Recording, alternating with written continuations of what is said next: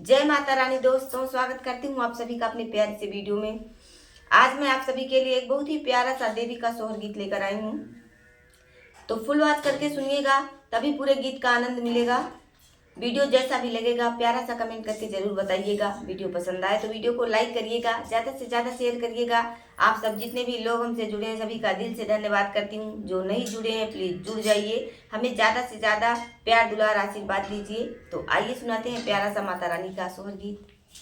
सोनवा के माई के मंदिर वा तो चंदन के किवाड़ लागल हो, ए मैया खोली दे तू अपनी केवड़िया, चरण हम छूबई हो। देवी खोली दे तू चंदन केवड़िया, चरण हम छूबई हो। भितरा से बोले सात माई आयाऊ रे भर भैयाऊ हो। भितरा से बोले सात माई आयाऊ रे भर भैयाऊ हो। सेवक कहाँ लगाया इतनी देरी आया, धी रतिया हो। सेवका कहाँ लगायू इतनी देरी आया, धी रतिया हो। फूल तोड़े गईले फूलवरिया, चुनरिया लावे बजरिया गईले हो। फूल तोड़े गईले फूलवरिया, चुनरिया लावे बजरिया गईले हो। ए मैया ऊही होई गए इतनी की देरी आया, धी रतिया हो। ए मैया ऊही होई गए इतनी की देरी आया, धी रतिया नी हो।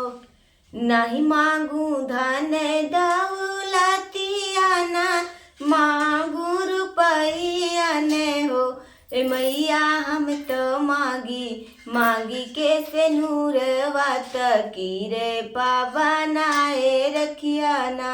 हे मैया हम तो मांगी के से नूरवा, मारे बनाए रखिया हो। नहीं मांगू ऊंची महालिया, ना चंदन के केवड़िया मांगी हो। नहीं मांगी ऊंची महालिया, ना चंदन के केवड़िया मांगी हो। ए मैया गोदिया के हमरे ललन माँ के उमर बढ़ाए रखिया हो। हे मैया गोदिया के हमरे ललन माँ पे नजर बनाए रखना हो। एक मगन मैया मांगी उहई मोरा पुरवाऊ हो। मैया हम मांगी निर्मल देहिया, शरण से लगाए रखिया हो। हे मैया हम मांगी निर्मल देहिया, शरण से लगाए रखिया हो। सोनवा के माई के मंदिर वा तो चंदन के किवाड़ लागल हो। हे मैया खोली देती अपनी केवड़िया, चरण हम छूबई हो। बोल अम्बे मैया की जय।